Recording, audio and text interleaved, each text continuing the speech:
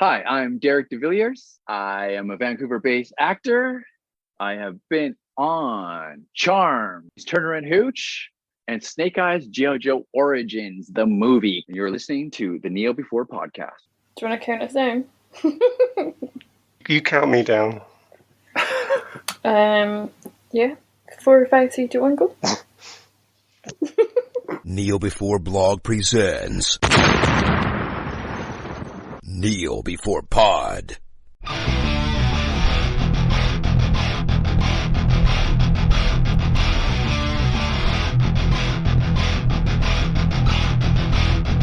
Ladies and gentlemen, boys and girls, good morning, good afternoon, good evening and good night, and welcome to the Kneel Before Pod Tavern. Perhaps kneel before grog. I've got to get my obligatory pun in there before somebody else does.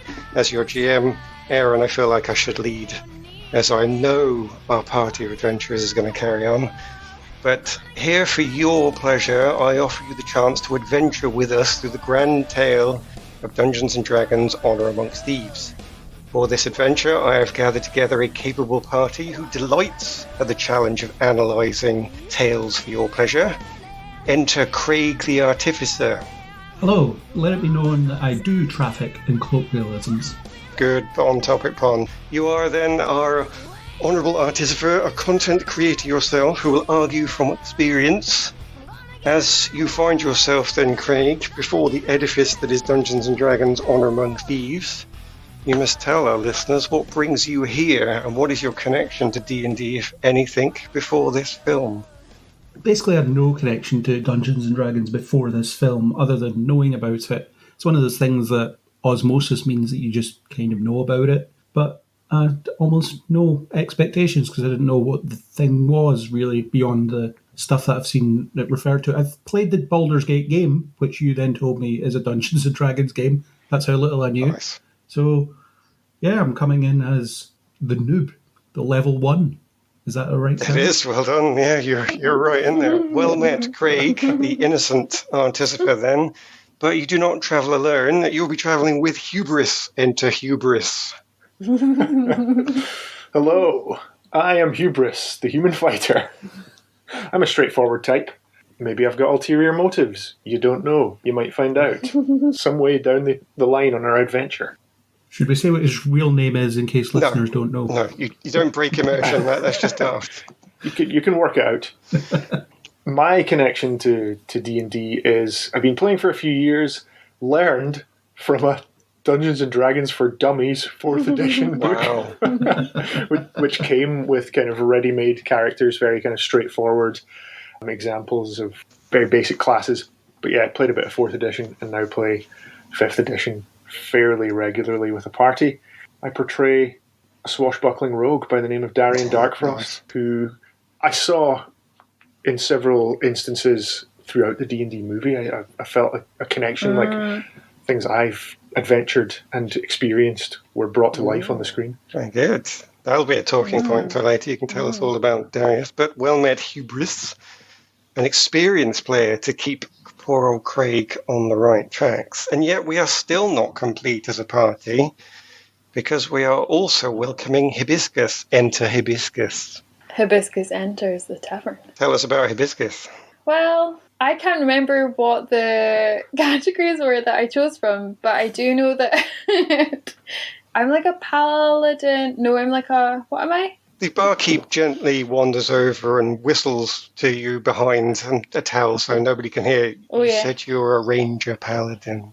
I'm a ranger paladin, and I believe in the power of a good story, and will call out things if I believe they're failing to do that. You also look like you're interested in all things natural, nature, environmental. Yeah, 100%.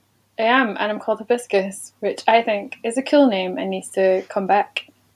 Apparently that was a real name. I think, for the benefit of the audience, though, given you're the only person who's ever LARPed on this podcast, you should tell everybody what you're wearing, your costume. I'm the only person who's ever laughed. LARPed. You're in costume. We're a joyless bunch. I am wearing a really wonderful green and blue and sort of brown ochre stripy poncho, which is really lovely and feels like it would be very befitting of a tiefling or some sort of woodland elf. And I know I'm mixing classes and races right there. Am I? I just think it would go down very well in the High Forest. Yes, it would. And I've got my cat ears on that are like hollow pearlescent because I loved the cat in the movie. And I am wearing my D20 earrings, which are blue and purple and quite magical looking. And I'm wearing jeans and socks that have llamas on them. Also befitting a ranger. That are from Christmas time. Well, you've dressed up a lot more than any of us ever did for a podcast, so I think it was worthy of mention. You are indeed, then, a great party who has assembled here. I was going to say under the leadership of Craig, but actually he seems like the most innocent of the party, so maybe I need a new party leader instead. Yeah. Do I get to answer how I came to D&D? I was so dazzled by your costume, I forgot to bring that in. By all means, yeah.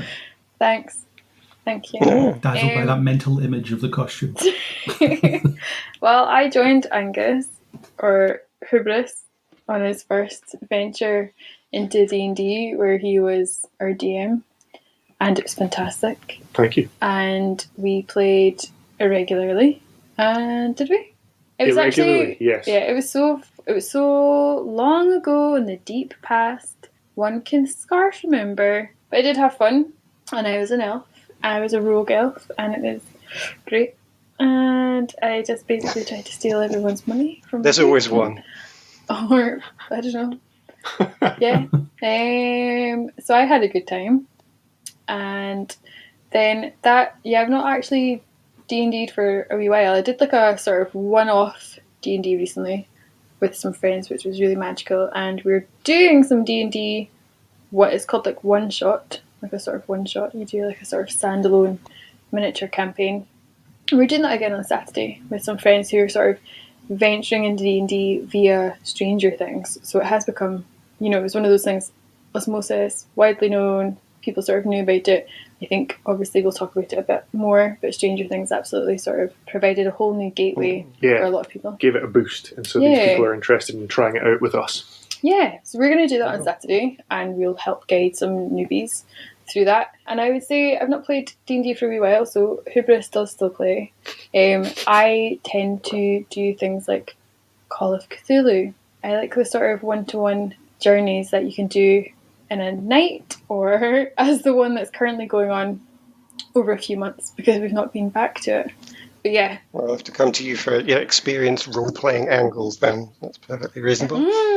Yes. So with our party assembled, I will ask all of you here in front of our assembled listeners if you do indeed dare to enter the realm of Honor Among Thieves once again to do battle with the evils that ruin our film's enjoyment and to search for treasured characters and moments that will warm our hearts. I ask you then, gathered party, will you accept this challenge?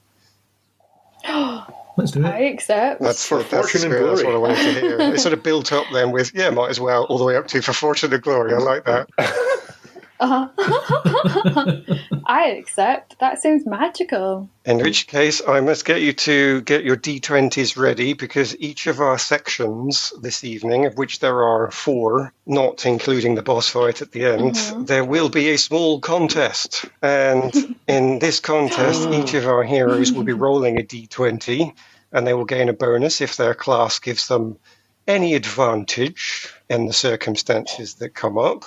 In this first contest, you must find the dungeon, the prize of which is the honour of going into the dungeon first. For this, I can give the fighter, although only because of his secret powers that he's not revealed yet, a +2 bonus, because of his secret allows him to sense evil. We'll have to see if he wants to reveal what that is later. And our paladin can not only sense evil, but also she knows the tracks of the wilderness, so she's going to get a +4 for this. I'm afraid artificers get nothing because they can't find stuff. You need to get inside before you get your bonuses. But I promise you that the total bonuses received throughout the adventure will be equal, so yours will just come later. Really making it appeal to the new guy. Look, you gotta learn, okay? Just watch and learn. Observe some people using their powers first before you try yours. Okay.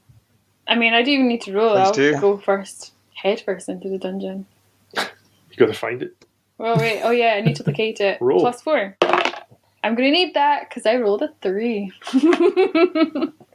I think I'm distracted by all of the really nice lanterns in the tavern, and I've enjoyed a magical tipple. One too many dwarven ales. This is the person that wanted to get this in under an hour. Well, you're also delaying. Give us your D20 then, Craig. Yeah, but now that we're playing, Sure.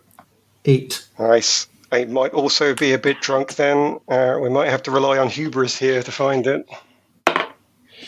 That is a 16, including the bonus. Nice. I'm going to roll again because I have a re-roll for things that I don't like. This is, by the way, fellow listeners, that point where somebody around the table tries to cheat. And we were going on an honor system in Honor Among Thieves, but that's been breached already. I definitely have a thing. She's rolled low single digits 4 times in a row. I just rolled a 12. Unfortunately, by the time your drunken stupor relaxes and you can actually see what you're doing, I'm afraid Hubris has already found the dungeon, which means that Hubris gets to enter first. But I rolled a crit eventually. Think of all the fortune and glory inside. Think of that spike pit that's one step in that you fall into, perhaps. Oh, do a check. So, also, dear listeners, by the way, there is often somebody around the gaming table that might attempt to hog the limelight a little too much. And we might have identified who that is. So I am going to have to break that and go back to Hubris and say, Hubris finds the dungeon first. He is the first one across the threshold, and therefore he wins the prize of being able to tell us his thoughts first. Can you tell us, please, what were your thoughts, spoiler-free, on Honor Among Thieves? I went in with low expectations. I'd heard a little bit about the movie, and being a regular player, I thought this is going to be accessible to me. I heard that it had tons and tons of references. I wondered if it was going to be accessible to non-players, but I'd also heard that there was quite a lot of comedy in it, and that was giving me sort of a bit of apprehension going in, because comedy can be quite hit and miss. And so I was concerned about what that comedy would be like. But I was pleasantly surprised that, for the most part, across the board, it jibed with me. It got my sense of humor, or I got its sense of humor. I really enjoyed all the settings and all the references, and the kind of the way that the story played out, a bit like a campaign. I wasn't entirely sure if it was going to be representing players and characters, or if it was all going to be in-world. But yeah, pleasantly surprised by the way it all kind of played out, and had a really good time. We both watched together, Hibiscus and I, and yeah, we had to go to the pub afterwards to have a drink and to discuss, because we were both so surprised by how much we'd enjoyed it. And I wonder if that is just because of the lowered expectations going in, but yeah, maybe it was because, despite it's got all of the IP kind of connection, I think it was nice to just be in something a bit different to what we're used to seeing in the cinema recently. I might be coming back to this in years to come when we've had umpteen sequels, and I'm like, I don't want to see any more of this Sword Coast. But yeah, I had a really good time. Would you actually watch some of the TV series and so on that they reckon they're going to bring out on the back of this? See, that's where you start to lose me. Right. I like a one-shot adventure. I like these one-offs. Yeah. And then, yeah, maybe when it gets too deep, too much lore, which is risky with D&D, because there's obviously so much that you can pull from. Yeah, I get concerned when you have to keep up, and when you have to kind of watch so much TV to follow along. But you did say you thought it brought the gaming table to life, though. Yeah, and I'd heard a little bit, not kind of spoilerific or anything, but I'd heard that you could tell when characters who should be good at something had maybe rolled a fail, or had a low roll, or. And I think that the way they pulled that off in universe was tied up with the comedy and was pretty funny. So yeah, I could see it. I could imagine this playing out as a campaign that I might be playing in. Okay, well, for that and for your excellent dice rolling, I can also tell you that you have received a +2 bonus for the boss fight at the end of this, because you have gained insights into the boss's mind. There is actually a villain at the end of this podcast. And if anybody can guess who it is as they go, and I think Craig should be able to guess by now, then they'll get a free hit on it anyway. But yes, you have seen, by fighting through the wilderness, that the boss who built this dungeon placed it boldly on the landscape, crushing all that came before, as if it was totally unimportant. I say at the very least that'll give you a bonus, but we'll move on for now. You said you went to see this with Hibiscus, who may be out of her drunken stupor by now and can tell us what she thought, spoiler free. I really enjoyed it, I have to say. So I've not played D&D for a wee while, but I've been aware of Gus playing and stuff, and I haven't seen the original movie, which maybe we'll talk about as well. Good, don't say it. And although I am tempted, just out of curiosity, but Gus has said it's slightly different. I really enjoyed it, and I thought the style of it, I thought so much of it just landed so well, so perfectly actually, that I want to go and see it again. I don't know how I'll feel on another visit. I don't know if I was just really pleasantly surprised because we really weren't sure what to expect, and the trailer sort of had me wonder a few things about it, and I was really happy to see sort of how those scenes played out, because I think it would have been quite easy to have ruined this. They could have easily made it a bit too much, which we can talk about a bit more. Are any of the talking points that forced you into the pub because you were so excited about them? Can you give us a hint of what they are that was so good? Maybe not so much, really, without being without the spoilers. No, that's fine. It was, I think style-wise, I just really wanted to talk about the style. I wanted to talk about the humour level, and we just came out feeling quite energised, and we needed a walk home talking about it wouldn't be enough. We needed to have a dwarven ale to go along with it. And we did, and that was also really good. But I just was like, it's been a while, I think, since I've had a film where I've left the cinema and gone, I think we need to go and have a drink and talk about this. Because while it's still fresh in your head, and that's high praise enough by itself, to be honest. I might also praise it so much. I saw it 3 times in the end, but potentially like you, I'm not sure if that's because I was so disappointed with everything else that was playing at the time, and I'm lost with some of the other franchises, or whether I thought it was good or not. Like I say, maybe I will watch the TV series when they come up. But as somebody who's not necessarily into geek humour, I still found it fun and enjoyable. So, strange one. Did it hit 4 for 4? We can come to Craig the Artificer. How about yourself? Yeah, I really enjoyed it. The thing about it was I had no expectations really, because I don't know anything about D&D. So the first thing I was looking for was for it to be accessible. And it certainly does that. It just tells a very, not simple, but it tells a very easy to follow story that can draw anybody in. You'll be able to understand what's going on, who needs to achieve what, and how they need to achieve it, and then they set off and do it. And I think it stands out in the current blockbuster landscape because they do things like use practical sets.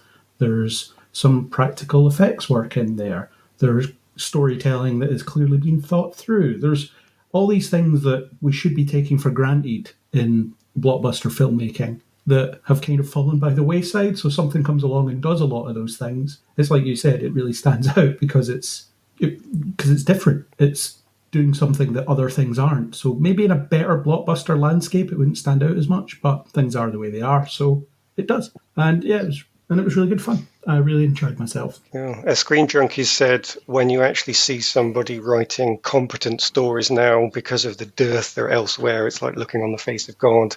You must find that quote. It is a good one. That's amazing.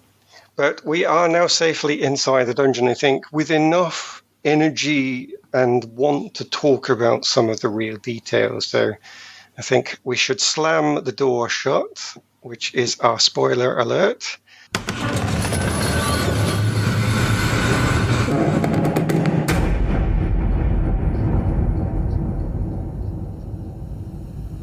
And having heard that, we will move boldly forwards into navigating this labyrinth in which you find yourself. Your next contest then is to find your way through the maze of possible discussions, the prize of which is to choose our first talking point.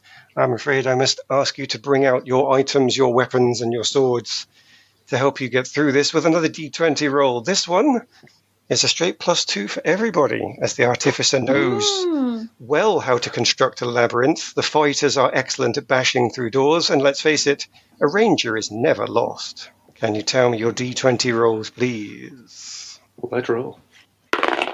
Ooh. It's a dirty 20. Oh, And that's a dirty 15.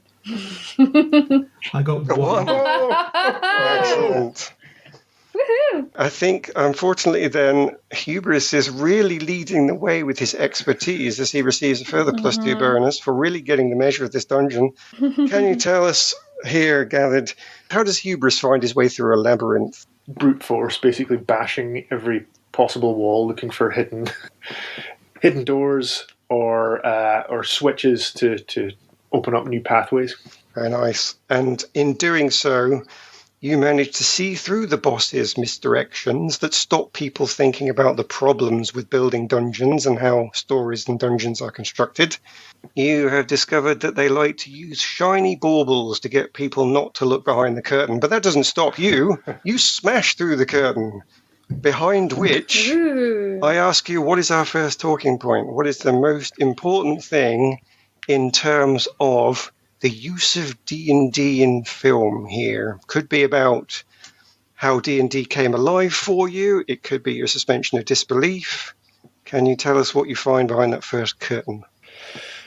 Because the humor and the storytelling fit what my expectation of playing a game of D&D was like, I think that's what really put me into it. And I know that we've got some talking points around the language or the humor and how that kind of fits in. And I think that, when you're telling a D&D story but not showing the players because they're a very important part of the game, this is almost like we're a layer down and we're just seeing what is being controlled by player characters. And I really enjoyed that aspect of the film. So any sort of use of modern language or colloquialism or any kind of references like that would normally take you out of a genre movie, I felt like you could get away with it and you could just have all of that in there because it's as if you're hearing what the players are saying. And quite often in games that I play, you try and play the character as much as possible, but for the sake of a joke or for the sake of a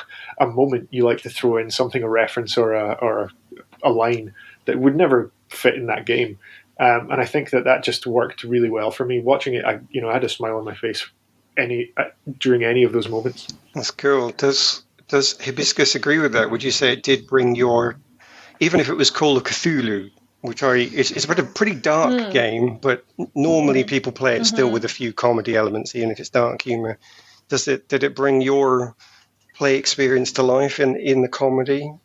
Yeah, but I have to be honest, I think, like I said, I think a lot of my observations of it recently have, and maybe in the last 3 years, have been Gus playing it and hearing his characters and hearing how he plays, and because you play with a group of our friends, so hearing how they play, I don't know, I think going into the movie I just thought they've hit it like right where they needed to hit it, because it felt so familiar in like a really good way.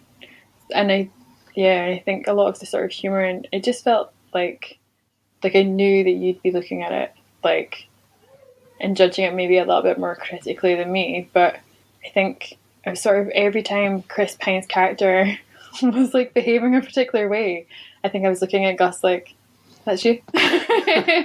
If they'd have gone full Tolkien speak and gone high fantasy, would you have found it as watchable, or would that have ruined it for you?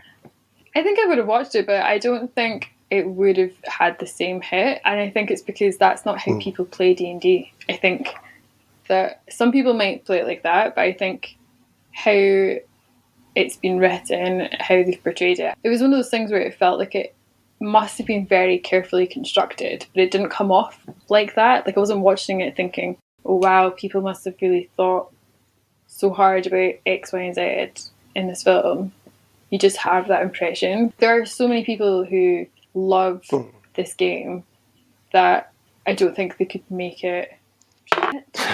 I do wonder if there are people who stick very sort of rigidly to a particular setting or tone that maybe this wouldn't appeal to them, and maybe it's like the majority of people, this is kind of how they play. But I could see it not appealing to people if that's really not what you go for. If you try and play it more seriously, or if you try and affect that more kind of high fantasy feel. Yeah, I think most sessions of D&D I've sat at nowadays, especially thanks to the influences coming out through Critical Role on YouTube and so on, I definitely, even if they do put in the theatrical speech, it still breaks down to essentially a knob gag or something somewhere. It's always going to come out, you know.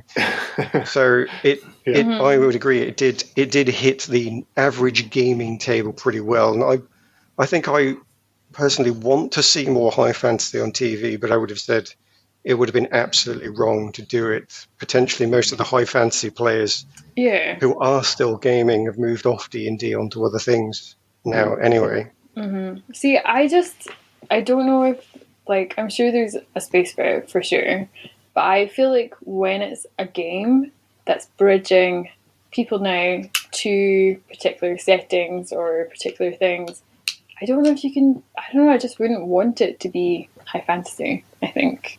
no. I hadn't really thought about it until reading the agenda and stuff, but I don't know if I would want that. I think it's like a whole other thing, and I think we've got other things that provide that for us. We don't need it to be D&D. Like, we do have Lord of the Rings. We've got other other things that provide that. Game of Thrones. Yeah, like, sure. But, like, I just don't think we need to get that from D&D. Or we didn't need it in this movie. Maybe if even Lord of the Rings doesn't go full Tolkien speak. No, but they anyway. do. It's more than this, but it's not to the extent it is in the books, because I guess they wanted it to be mass market accessible. So they talk at a level that you can understand rather than the type of language that he would use in the books. So I think there's possibly a desire to make these things marketable to whoever wants to watch them, and that means diluting that speech at best and and completely removing it at worst / even better. I mean, whatever way you want to look at it. I mean, they do talk Elfish though. Like, they have that. There's a lot of things. I don't know. I think if that's what you want, I don't know. There's potentially 3 layers to this language. There's LA speech, Tolkien speech, and then there's one in the middle, which is a 50 or a 70-year-old British speech that isn't quite period, but doesn't have any slang in it. It's still a proper English. Yeah, that's your middle ground. And that's the Lord of the Rings movies, isn't it? Really, that middle ground. Yeah. Well, let's take this to Craig a bit more then. So as somebody who didn't play, you are not going to feel like it enacted the group of gaming that you're used to. But did you find that this LA speech comedy allowed you to enjoy the heartfelt story that was in the background? They were trying to pluck at your heartstrings. Is that possible? Was that possible for you, given the comedy and the LA speech they were bringing in? Yeah, I found it was an easy inroad, actually. I remember when we talked about the trailers over various news podcasts, I mentioned at least once that the fantasy setting with the modern speech could be a bit distracting, but I didn't find that at all. I found it sucked me in pretty well. So, yeah, I didn't have an issue with that at all. And in terms of just Easter eggs and things, it's rare for me to be on the other side of that, looking in, where I have no idea what I'm looking for in terms of Easter eggs. So for me, I was looking at it being distracting or not. So any of the references that people were, having a little chuckle at near me when they were watching it that I didn't get, I didn't find them, they were getting in the way of what I was watching. Because sometimes you watch something and it's just so loaded with Easter eggs, looking at you, Star Trek Picard Season 3, that it takes away from what you're watching. They're purposely pointing at this thing and saying, look at this, remember this is important, look at it, you remember this. But I don't feel like this film does it. It sort of puts it as the texture of its world, and you either recognise it or you don't. And if you don't recognise it, it doesn't some of the act as a barrier to entry. References to spells and abilities that are in there, such as the rather strange Speak with Dead spell, in which you can only ask a certain number of questions.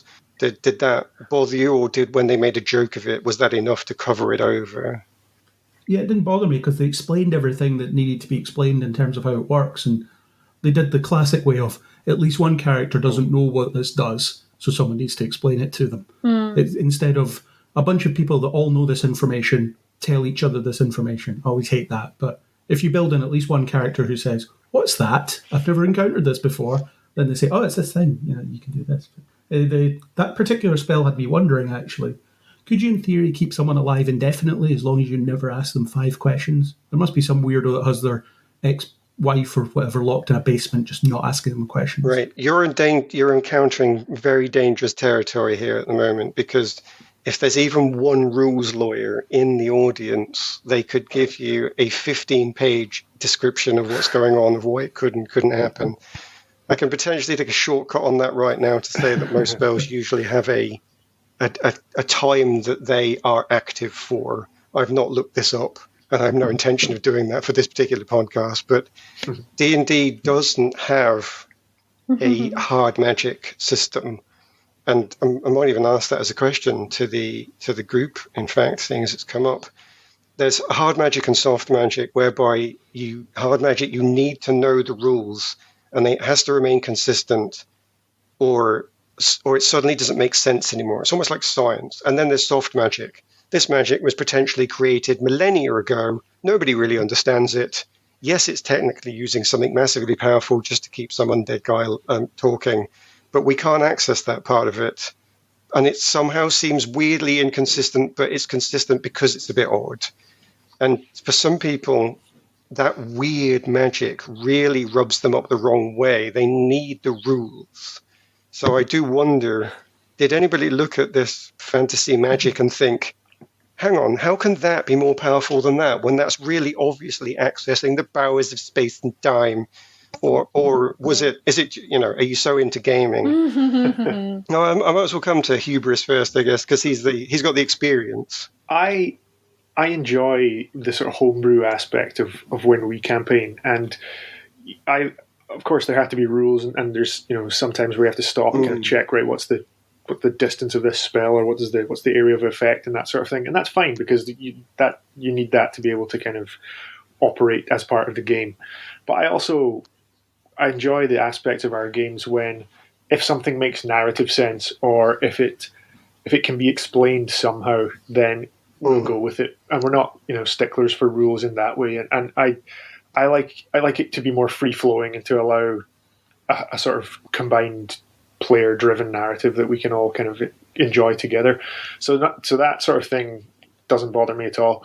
I usually play martial characters, and I like doing that because I like everyone else to be kind of having to keep track of all their spell slots and things like that. I don't usually engage with that, and that kind of takes me out when I'm playing the game, because I like to play the character and think about the things that I can do. I know that a lot of players that I play with enjoy the far more sort of fantastical things that these magic users can do. And I think it's quite funny to play someone who's a non-magic user surrounded by people who've got all these fantastic skills. Some people might think that that's kind of unimaginative, to be kind of quite a boring character in a fantastic world. But I find that easier to identify with, because I'm not a magic user despite my best efforts in the real world. So yeah, that's kind of my take on it, is that I personally, because I don't play magic characters often, I don't have a problem with any of that, and I enjoy the sort of the thrust of the story being able to kind of carry the magic. None of those spells and so on were designed to solve the plot in any way as well. It was all character decisions that moved things forward, and those were sort of a backdrop to it. So the fact is, the rules don't necessarily matter as much. Yeah, and I think that's something that a good GM, potentially, as well as a good film writer, is going to be able to capitalise on. Is the plot standing up front enough? So arguably they did something good here that a good game would have too. Maybe it doesn't seem bad because they just did it well, which is another selling point for the film. I've got a different question, though, for the other two. I don't know what order I want to ask it in, though, but I'm going to steal something from another part of the dungeon and bring it forwards here. Speaking of things D&D is known for, as well as its strong rule set, it's also known for being a combat-centered game, which means that this needs to be a combat-centered film. I guess I might come to Craig first, and I'll ask Hibiscus as well. But Craig first, did it bother you that this was a combat-centered film, or did you not find it so? Was that hidden well enough? No, not really. I wouldn't say it was necessarily combat based. There was a lot of set pieces in it, but there was very few one-on-one fight type scenarios. There was a lot of people running around doing different things. Even the arena which it built up to wasn't really a scrap. It was a series of things they had to overcome. So yeah, I guess depends on how you define combat, I suppose. But no, I think it all fit naturally into itself. Might just pass that one straight over to Hibiscus as well, actually. Did Hibiscus, did you notice that any of the action was getting in the way of that heartfelt plot that was in the background, or did it blend well enough? No, I thought it was really good. I'm kind of glad at the balance that they had, because I think that one, like leaning more towards one or the other, do you know, it might have just detracted a little bit from the other things. I don't know, I feel like, again, I rarely say this on podcasts when it comes to, I think, talking about films that we've seen, because I feel like I always remember certain elements, and then when we get into it, I'm like, oh, actually, maybe I didn't enjoy it as much as I remember. But I think they hit it really well. I think it was enough. They didn't overplay it. There were a few things which kind of frustrated me a little bit, but that's just because I'm talking about specifically when the daughter is with Hugh Grant's character, and she's got that key, like she's got that stone that makes her invisible, and she could have hung around to hear Hugh Grant talk to her dad instead of just believing everything that he said, which I thought that she might have done. Instead, she just goes to her room. And I'm like, what are you doing? You could have just creeped and heard a little bit more, and then heard about how like your dad's getting absolutely played.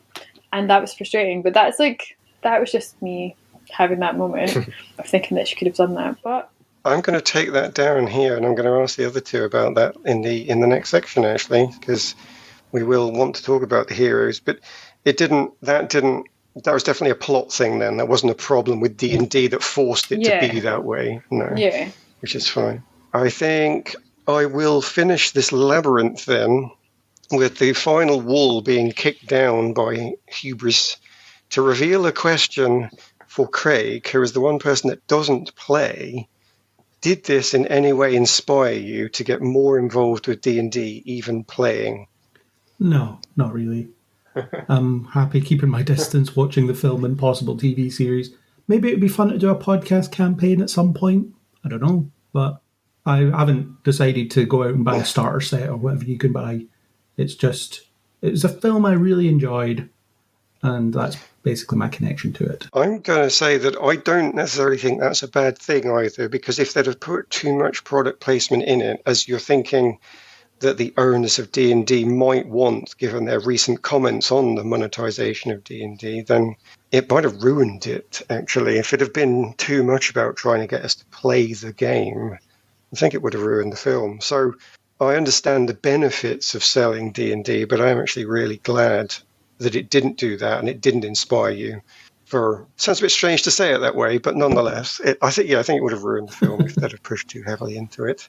It is quite rare for me to come out of something and want to know everything about it, to be fair. So that's a separate thing. It's possibly a me thing rather than the film thing, general audience thing. Could be. People do like their lore, but I'm not sure anybody here has a real connection to the Forgotten Realms to really pick that apart. So maybe we'll leave that for a future dungeon adventure and move on here, because you have successfully navigated the dungeon, which means you get to do what all good adventurers want to do, loot the dungeon.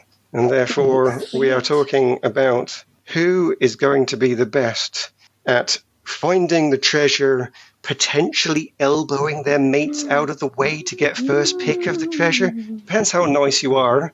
So I'm going to need another D20 roll here, where the artificer gets a +2 because he's got magic to help him locate treasure. And the unknown factor that is Hubis's extra part of his soul, he's not mentioned yet, is going to give him +4 to this. Might be something about dark desires going on there, but if he doesn't want to reveal it yet, then we're just going to have to allude to him he might have a dark part to him.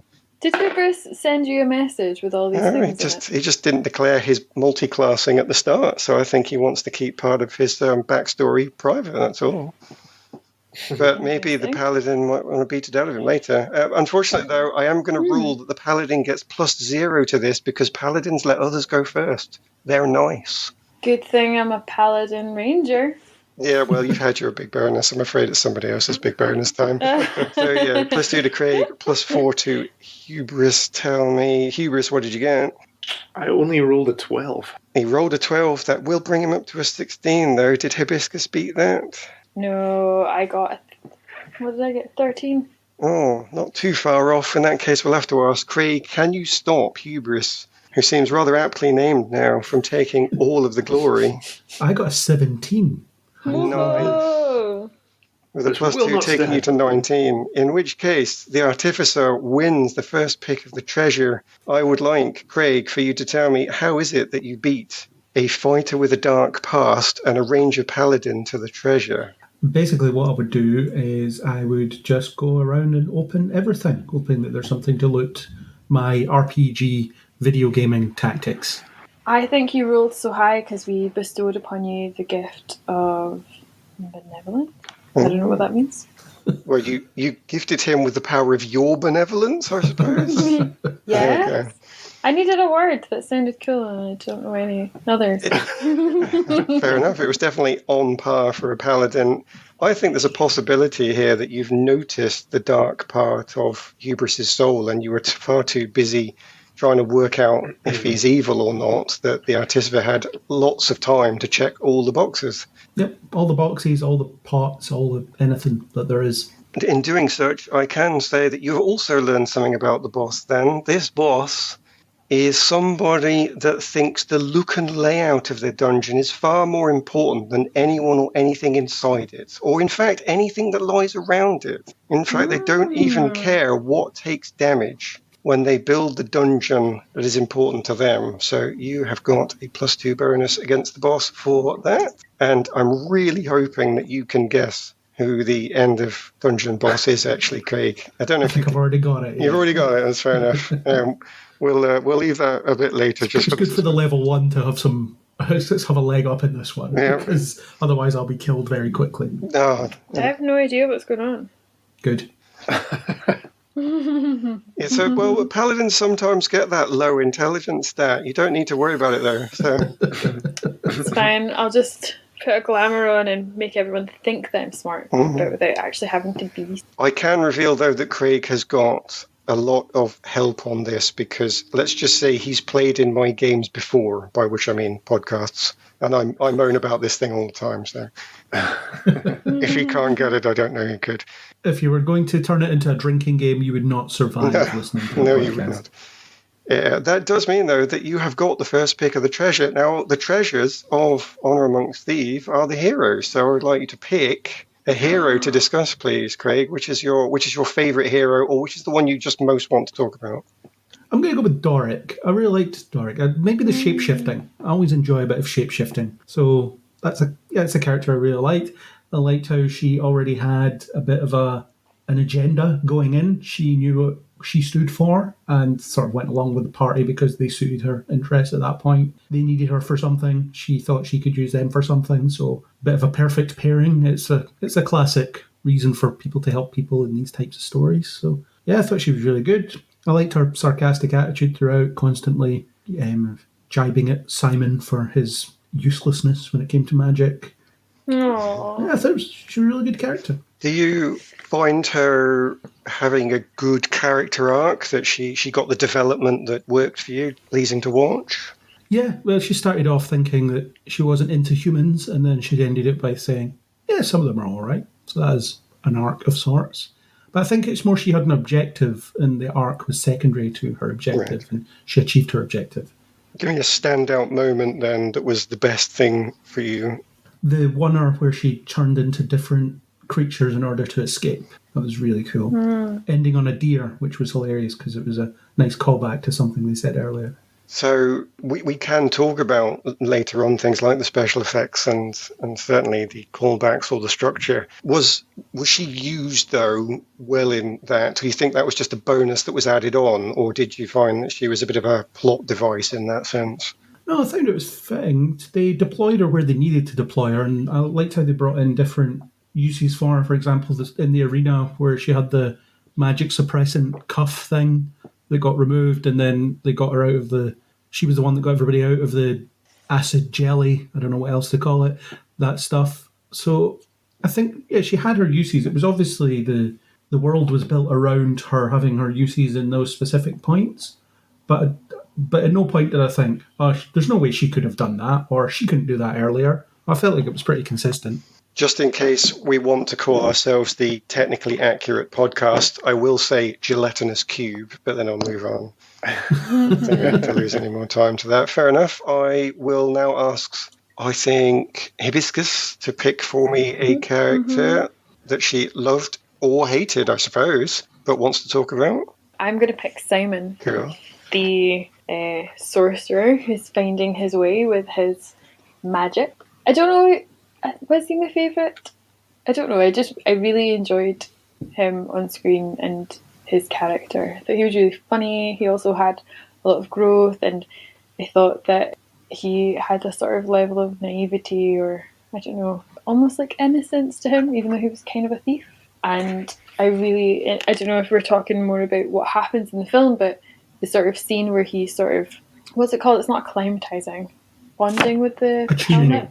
Attuning. When he's attuning with the helmet, I just thought played out so well, and I just really enjoyed, I think, every scene he was in. And I don't know if I feel sort of like, I don't know if I've seen him in anything else other than the Quarry that we've just finished playing, which is like a video game, and he's one of the leads in that. And I don't know if it's just because I feel like that was quite a familiar face from this computer game than seeing him in D&D, but it was really, I really enjoyed his character. Did it bother you that they kept name-dropping Elminster, which might have faded into the background and it was just a name, but was it a thing for you, or did it just fade away? Well, who's Elminster? Is that like his granddad or something, or like a... He's a descendant of the most famous wizard in all of the Forgotten Realms, and they put that name in a few times for the people that know it to go, I know that. And I wondered, did it go in too many times that you thought, why do they keep using this dude's name? Who is it? Or did it just fade away? No, I didn't think that, and I don't think it faded away either. I think that, because I've just sort of read again to sort of see what the descriptions were for each person. I don't think they used it too many times. It's something that I'm not familiar with, so I needed to hear that name a couple of times, I think. And they do explain, he has, in the course of attuning, he sort of engages with his descendant, and we get that impression that this person left a huge, humongous legacy. I think, like any other film, when you are developing a backstory for any character, if you have that sort of personality or character present, then it gets explained maybe in a very similar way. I don't think they did anything new with it. I don't think they did anything bad with it. They made it known. And for me, as an outsider, I guess to that level. Speaking of not doing things new, then, it is my role as GM here to challenge the player. So I'm not saying I agree with this, but just to bring out devil's advocate, maybe. His plot arc, his development was a very tried and tested, you just don't believe in yourself. And a lot of people have said in the past that they have become tired of that storyline, specifically because it's used so much in fantasy and science fiction, if not elsewhere. Did it bother you? Was it well used despite that? Oh, I thought it was great, personally. I don't know, it makes me think of sort of our classics. I'm just going to go straight up with like The Wizard of Oz, like that sort of knowing who you are, trusting in yourself. Like, it's a classic for a reason. It's something that I think people can get behind. It's something that people can identify with. And we're talking about a sorcerer attuning to a magical helmet, being kicked out and thrown about by a very powerful magical descendant, but somehow still relatable. Like, you can still sort of have the moment of, you've just got to believe in yourself. And I think it's one of those things that they used really well in the movie, where you can't help yourself but root for them. You can't help but want them to succeed. And you're scared that they're not going to do that. And that's one of the things I think when we left the movie, I was just kind of like, they did it, you know? It's coming from a successful family and feeling like a loser because you're not as successful as your family, isn't it? That's essentially what it boils down to.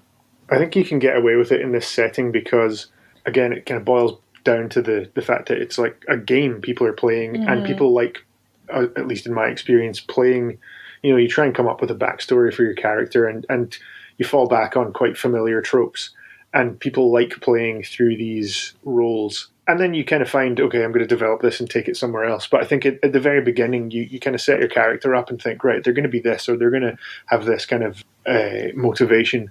And then it kind of develops from there. And I think that's why you can get away with it in this particular film. I wonder about, if you were to do many more sequels and you couldn't kind of keep falling back on very straightforward character backstories. But for this, I think it works. I think that you can have characters who are quite basic, and maybe it's a bit of a cheat to be able to write this way. But I think that's at least how I explain it away.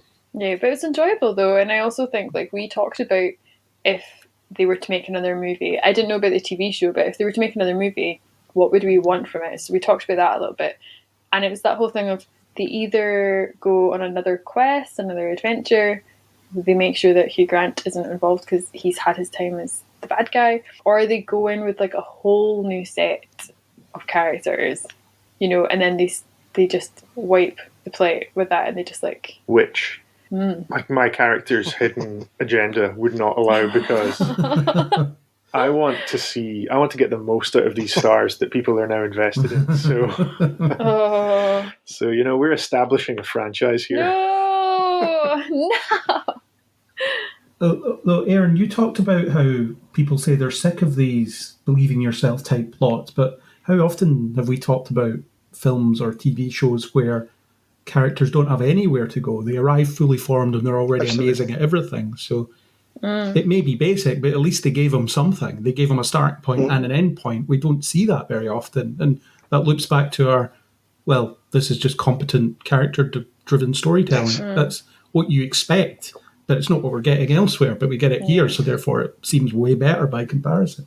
And I think it's really interesting because they do that with every character. Every character has that defined point, which again makes me feel like it's the game, where it's each person pushing forward with their own personal arc and then achieving it. It feels like each of the characters got that. Absolutely. I said at the beginning, I'm devil's advocate. I don't know if I agree with it, and I didn't. I do agree with you all, actually, that each character did have a simple enough arc to move through that it could be done in the time, well used and well done. So there's no harm in using something from before if you do it well. And a party of people as well, trying to get all of them through something that fast, that's really difficult.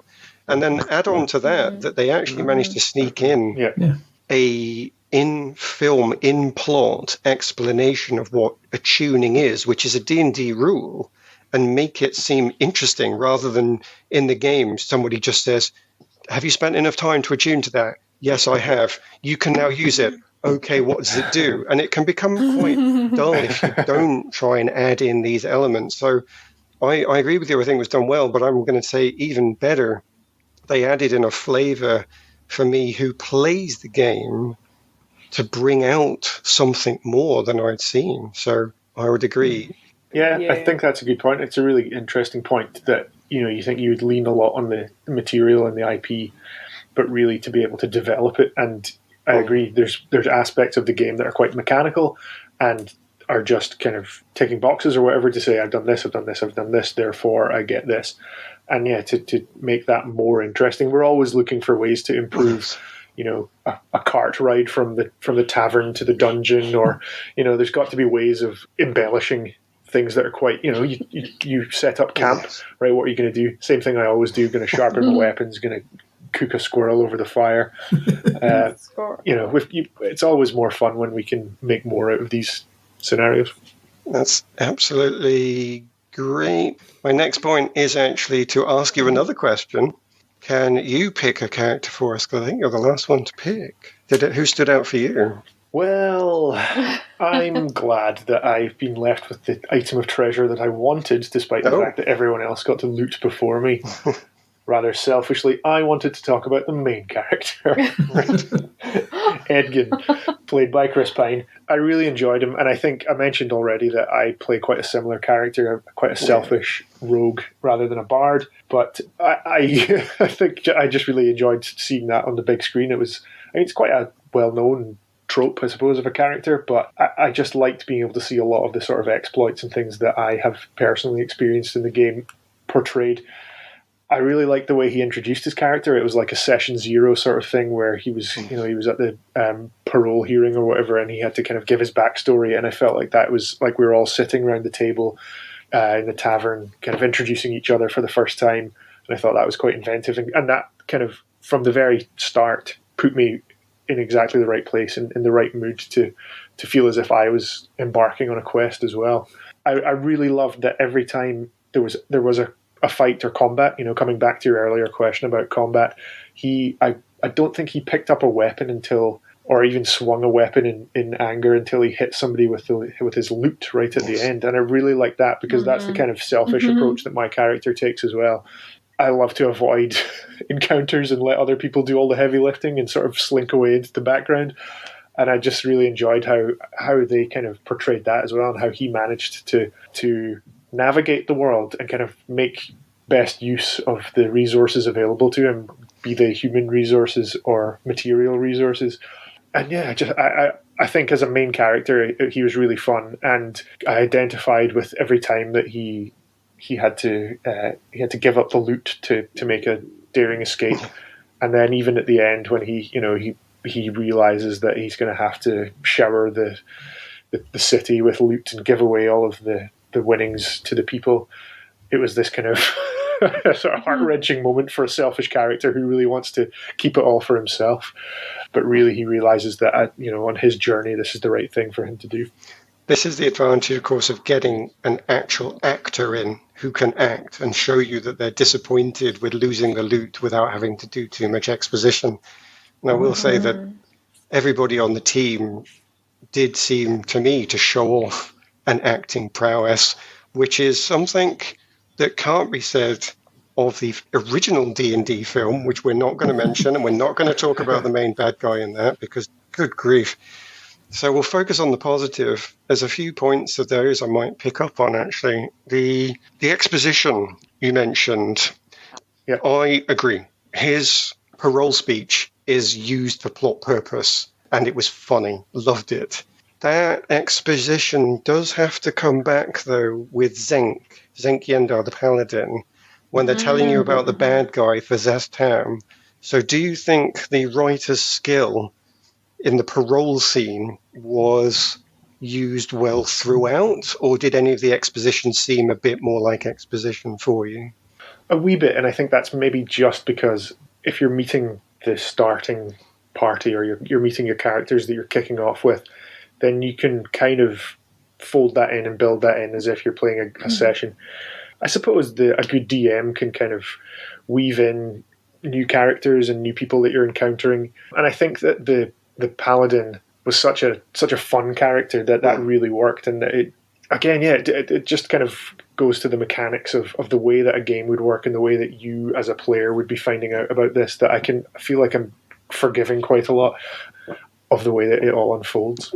Zenk comes in for that purpose as well. The film tells you this is what he's for. He's the guy that knows stuff. He's the guy that can get him places, and then he disappears when he's not needed anymore.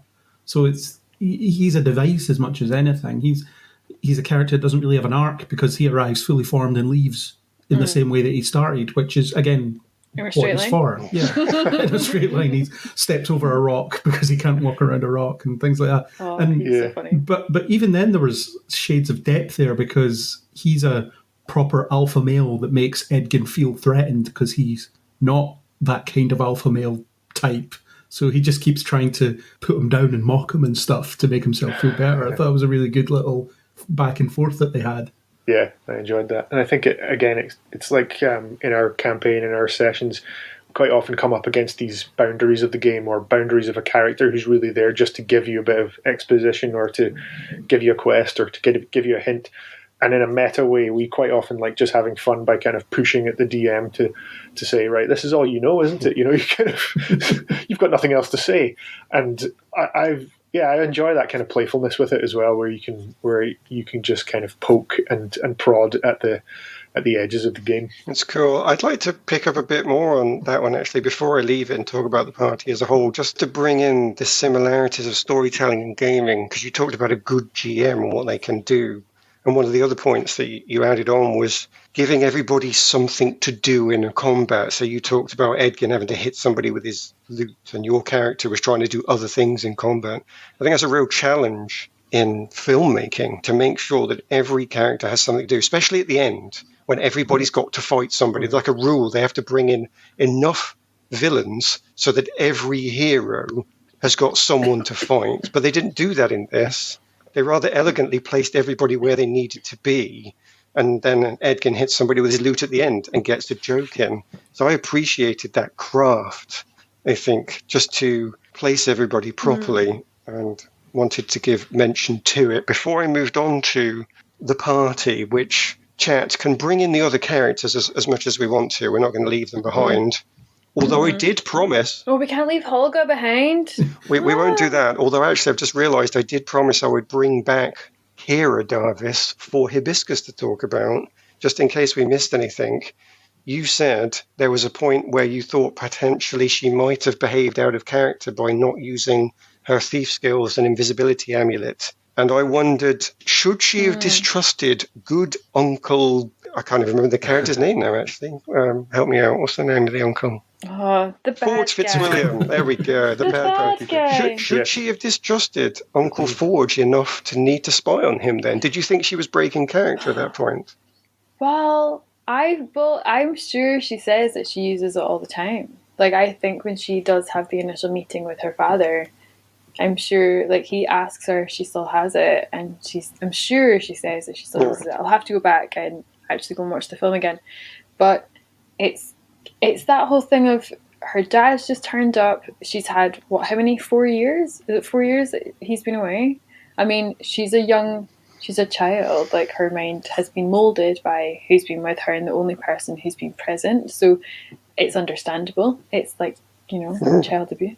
So, and he was a con man, so he was used to pulling the wool over people's eyes. Manipulate and do all these things. So, I mean, I don't want to be overly harsh, because I think that it is believable that she would have just, and we've seen it in other things as well, that sort of manipulation and people sort of believing certain things and stuff. But I do think that she would have had almost like a little sense as to maybe something's not right here. And why would she not want to stay? I mean, maybe it's that emotional situation, that she wanted to just leave. But I feel like I'd leave and come back invisible. Did it break your immersion so much that you actually didn't enjoy that part of the film, or was it a reflection afterwards? I think it was just me, though, because you can see that a lot of the film would not have happened if she had stuck around and just listened to that conversation.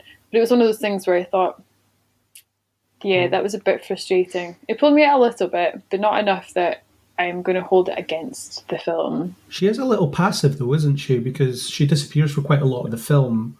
She becomes the objective in a lot of ways. No, but she's a child, like...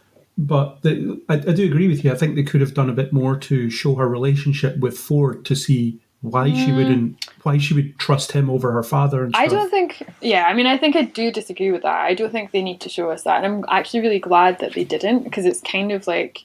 It's just knowing how much time has passed and knowing how young and mouldable she was as a child, I think, is enough. I think for better or worse, D&D sometimes leans a bit more into sort of lighter fantasy or fairy tale, and that you maybe get some of these tropes. There's a few more sort of princesses in towers or damsels in distress, and I think that they're trying to move away from those sorts of old-fashioned storytelling elements, but I still think that it is kind of part and parcel of it. That's what it was reminiscent of, actually. It was like that sort of tangled situation where Rapunzel and the witch, she's like, oh, you can't leave the tower because everything's bad. And it's like, well, you believe that because that's what you've been raised with, that's what you've grown up with hearing, and you know, if you're not at that stage where you're ready to like rebel or push back a little bit. And Kira does get there eventually, and we do see that again in the movie, so it's fine. But it was just one of those things where I thought, oh, she didn't do that, and I would have done that. And I thought that she could have played a slightly bigger part because she could have helped them. But again, they went on the sort of emotional charged side of things, and that's also fine. It's just, I think... Well, yeah, and if it didn't ruin the whole film for you, then fair enough, you noticed it. If that's the only thing that was going to stick out as a bad thing, then I might still call it a good film. Interesting to hear people say, though, that they thought it's okay to use some of the basics, and somebody said something about we want to steer clear of certain other things. And I wish I could remember what that was, because I thought, I'm sure, Hubris, you gave me a perfect link into my next question. I'm just going to have to do what all good GMs do, totally improvise and pretend I know what I'm doing. But I am going to ask you to comment on, do you think they steer clear of high fantasy, Tolkien, and all of those potential pitfalls on purpose? For example, there are elves and halflings in the film, but they're non-player characters. They are not the main party. There are no dwarves to speak of, and everybody's seen The Hobbit, whether you liked it or not, you know about dwarves. And instead they showed the races of D&D, the Aarakocra, the Dragonborn, the Tabaxi even. So I'm wondering, and I might come to Craig for this because he's the one who doesn't have a connection to D&D. Did you feel like they were trying to move away from Tolkien? I guess I never really thought about it until we put it in the agenda, but yeah, there is a distinct lack of those things, and it's probably a testament to the film that I didn't think about it while I was watching it. At no point was I sitting thinking, where are the elves, where are the dwarves, etc. It was, so I guess it immersed me in itself enough to not make me worry about that, so it created its world on its own terms and didn't make me wonder where all the Tolkien stuff was. So that's nice. I think I'm going to take that as a win. That's a good thing in and of itself. I might have to bend the conversation round then to the people that have played D&D. It might be 5th edition picks up more of this, more of these species than the others. So I'll have to ask Hubris first. Do you think that these extra species that came in there, the Aarakocra, suffered from the D&D problem, or were they well used? And by that I mean, sometimes when playing, people have said that these other species are just humans with one emotion emphasized, but otherwise they're all just humans? Or do you think that we actually saw the tiefling was different to the elf, was different to the Aarakocra, was different to the human? Yeah, personally, so from playing experience, my party tends to kind of focus on the sort of core races, and it feels quite sort of traditional fantasy, you know, humans, dwarves, elves, orcs, these sorts of things. And we come across these other species as part of the campaign. It's interesting because I didn't think about that really when watching the film, and think about that the party was a bit too one-sided, or that it was a bit too kind of human or human variant focused. But a friend of ours who went to see it and does play and likes to play more adventurously, or likes to play more, he'll pick to create characters from all sorts of races. He was saying, "Oh, I wish they'd had more of these races represented in the main characters," which just didn't occur to me at all, because it's not really the way that I play. But I don't think, from my experience of the film, that I felt like the other races suffered in a like that they were kind of human with a particular emotional characteristic emphasized. I wasn't picking that up at all. And I wonder if that's maybe just because of my approach and the way that I've played the game, because they're usually NPCs for me, which could be a bad thing, because they're basically NPCs in this film as well. But yeah, it wasn't something that stood out to me. But when you'd asked it, and it was interesting thinking about our friend that prefers to play the more sort of fantastical races, that it really stood out to him. So that's about as much as I can really kind of comment on it. That yes, it did from one player's perspective. I suppose then that's fine. If it didn't come up as a problem, then it's a good thing. The only thing that potentially they could have done was more world building. So I could go to Hibiscus and say, were you okay with them using physical puppets, and they couldn't really do lots with them because they'd gone to using the physical props? Or would you have liked to have seen a much more diverse world with more Aarakocras and dragons and so forth? I think, like, when we'd sat down, Maybe it was actually when you sent out the opportunity to write up a little character for here. I was like, why are there no elves? And it was only then I think that I was like, wait a minute, like there weren't any that I was aware of in the movie. And I think we did have a chat with our friend who I think you were talking about that was sort of wanting to see more in the movie. I think we did talk about it, and I think it was just kind of like, yeah, more would have been good. But I think when I was watching it, I was just so focused on the party at hand. Like, I was just so focused on what they were up to that it was actually okay. And in terms of like inclusivity, maybe like they included quite a few things which I didn't know about. So I really enjoyed seeing them being on screen and in like talking roles as well. Like, who's the judge?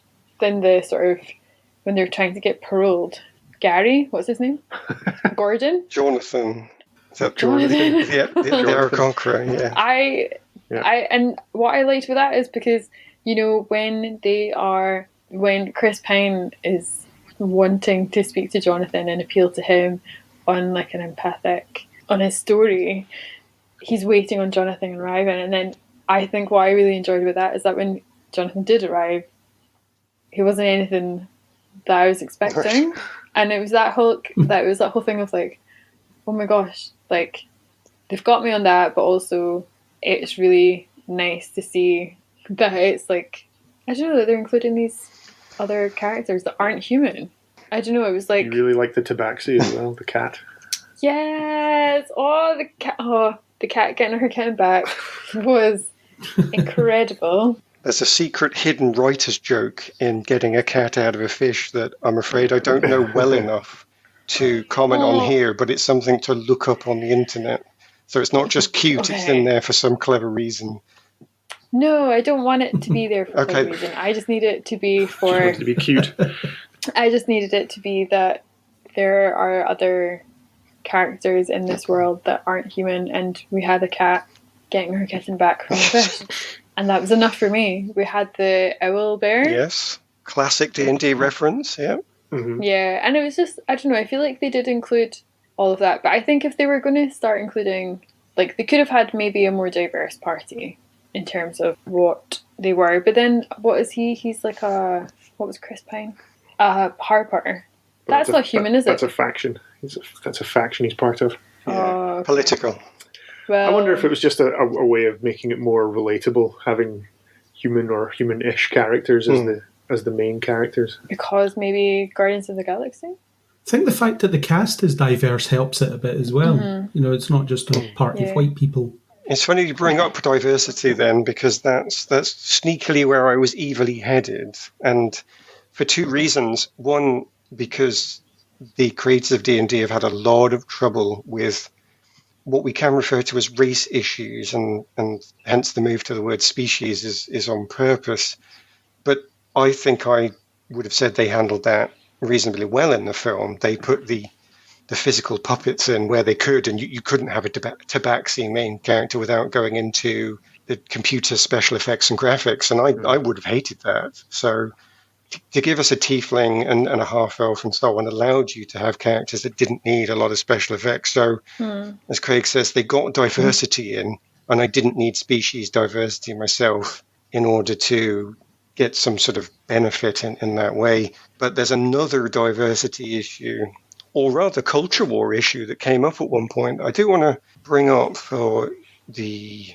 Can I say pleasure? Probably not, but I'm going to do it anyway, which is that the writers said actively during the creation of the male characters, they wanted to emasculate them. They wanted the female characters to stand out more on the front lines of battle, and that they didn't believe that was possible without emasculating the male characters. In fact, they said that they prefer to emasculate their male characters because it challenges them to be more heroic. And this caused, as you can imagine, the internet to explode in left versus right and men versus women, and everybody just went for each other. So I'm going to try and be a bit more specific on my questions than just let it open to the floor. I'd like to ask you specifically, and I don't know who to ask, I might have to just let it be a fight. Do you think the female characters needed that support to stand out in this film, or would they have stood out if everybody had been a capable fighter. So, how did they emasculate the male characters? Yeah, I think the writers used the wrong word there, because I wouldn't describe what happens to the male characters in this film as being emasculating. Well, how would it, like, yeah, so Aaron, do you have like a sort of thing of how they've been emasculated? So, yeah, look, I'll bring it in. It is the Sure. GM's job to detail it. So I won't speak for them, but I think I saw that they were saying they didn't want either of the male characters to be capable in a fight, that they had to be protected by their female counterparts. So you've got Doric and Holger can fight, but for the most part, Simon physically can't, and Elgin, he can a little bit, because he does, and I was very pleased to see this, defend himself against the stone dragon. Mm-hmm. But generally speaking, he couldn't fight any of the main combat bad guys. So the male characters needed physically protected Okay. by the way they'd written it. Do you think that was in any way a problem? Did the female characters need that? They had to protect the men in order to stand out? Or would they have been able to stand out anyway if they didn't have to protect their male counterparts? I do think I have a problem with the word emasculate, because I think that it's more about determined strength or something. I don't really know. I feel like they did, like, the characters, like, so Holga and Doric were going to stand out no matter what. I think Holga, her character is incredible, and I thought Michelle Rodriguez was incredible. And I don't know, it's quite interesting. I think, given who her ex-partner was in it, you know, he's like, what is he? Is he a halfling? Tiny Bradley Cooper. Yeah, he's a halfling, but more importantly, he's a homemaker. He is in a very traditional, conservative female role of, I am the emotional part of the relationship. I'm the one that makes the meals, and I sat up and weep at night because you were doing dangerous physical things. So that was a specific role reversal, yeah. That was the only one that I thought was kind of overt. I wouldn't have thought that Simon or Edgin were emasculated as such. I think that her ex-partner being like that was kind of like flipping it, you know, on its head, and it was like an opposites attract sort of thing, where she was the heroic one and he was happy to be at home and just wanted her to come home. And I don't think that, I mean, I think that was played up for comedy maybe, but I don't think that the sort of adventurers were, I liked that, you know, I've already said, I liked that Edgin was kind of selfish and cowardly and that he's shy away from a fight, because I play a character like that. I liked that Simon was unsure of himself but kind of came round in the end. And I don't think that the female characters felt like they had to protect anyone. It just felt like they were doing what they did because that's Together. who they were. Yeah, and that was like their dynamic. It felt like it just perfectly worked. And I think it's interesting because it's almost, I know they had, it wasn't a romantic relationship, but Edgin and Holga, you know, were parents to Kira when she came on the scene, and it was that whole thing of like, I thought they developed a really powerful relationship where you could have two people raising a child, one of them's not blood related and they're not in a romantic relationship, but they're a family unit, and it was really strong and it was really beautiful, and I really enjoyed that. But like I don't know, I think I didn't view it as, oh wow, the female is defending the male, or the female is stronger, because you see it in nature all the time. It's a really strange narrative that we have as humans, that people have like determined traits, or we imagine them to be like homemakers or all of this, but you see it in the natural world all the time. It's something that it shouldn't be used for comedy, which was the one thing that I wasn't really sure of the movie, actually, was understanding, I think, Bradley Cooper's character and that sort of thing. It felt like that was maybe a bit too much, because I didn't know if they were doing it for comedy or just to... I think it paid off when at the end you saw that she had a type. Yeah. I think it took to that part, but like, I don't know, I feel like it's a bit of a strange question. Yeah, to me, they all just bring something different to the table. So it doesn't make sense that Edgin and Simon get involved in fisticuffs or whatever. And then you have that role with Zenk anyway. He comes up and he's the sword and shield guy. He's great in a fight. Holga. Yeah, well, but I mean, in terms of the whole emasculation argument, I think the writers, when they said that, are using the wrong word, because that's definitely not what they meant. But Zenk's that role. He's not in it for very long, but he does that. And the Holga and Bradley Cooper, I can't remember the character's name, I'll just keep calling him Bradley Cooper. You have that where his new partner's also a barbarian, isn't she? Where, so it's the suggestion is that's just the norm for these types of people. So it didn't stand out to me as they're doing something deliberate to pull down the men here. It's just that everybody has their place. Yeah. And they fit into that place. Yeah, and I think that's how you'd play it as a game as well. Like when you're choosing characters and you're developing your campaign and you're maybe starting up, you discuss, what are you going to be? You wouldn't have 3 barbarians and then a sorcerer. You would have people who could offer and bring different things. And I think when you go down that sort of stereotypical character route of what each brings to the party to be dynamic enough to cover as many bases as possible, then they do that. And I think the characters were just being who they were. And I'm sure we've seen in other films where female characters are kind of given a bit more of a hero shot, or there's a very specific scene or shot where they get to do their thing and get kind of highlighted for that, instead of having it just woven throughout. And I think it's more skillful to do it that way. Like I'd say with some of the arguments before, I'm throwing this out as devil's advocate, and I've got one more question on this before I move on to our final part of the dungeon. But I will just say that I actually thought that this was one of the best instances of modern rebalancing of gender roles that I've seen, because so much of what we see is all about making sure that it's corrected by swinging things to an equivalent extreme, an opposite extreme.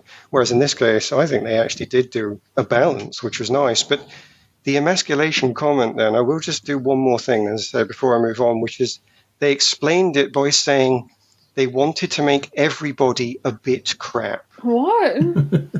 Who was a bit crap? Well, this is the question then, to answer this. They said when they created the party that they didn't want any character to just be a bland hero with nowhere to go. Their solution to this was to make each person in the party a bit crap. So Edgin knows that he has done wrong by his wife in some way, and his plans don't always work. And each character as you go along, Simon, as you've already mentioned, is thought to be a bit crap as a sorcerer, but eventually is proved not to be. So before I move on, as I say, to the last part of the dungeon, do you feel that they did that? Was everybody equally a bit crap and then prove themselves at the end? Why didn't the writers just say, we solved that by giving every character a character arc like they used to do in films like this? Because we discussed that earlier. They did that. Everybody had a place to begin and a place to end up, and there was a progression there. Yeah, we solved the problem of not having any of them be brilliant without being challenged by giving them something to achieve. We employed basic character-driven storytelling. Why not just say that? It's a bit of a strange thing to say.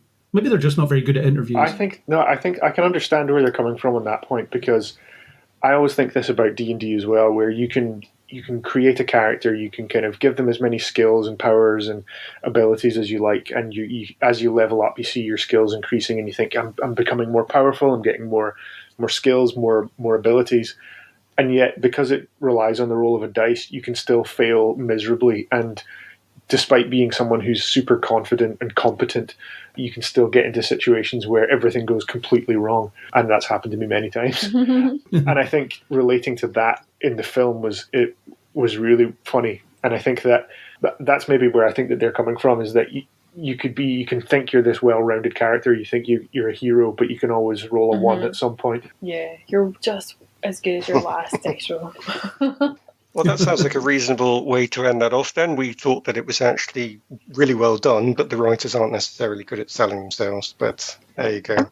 Yeah. I mean, I get what they're saying, We'll move on to the last part of our dungeon then. This is the last part before the big boss fight, in which Craig will hopefully name the big boss. But yeah, before we get to that, you still have to disarm the boss's final line of defense, or evade them, which is the traps in any dungeon.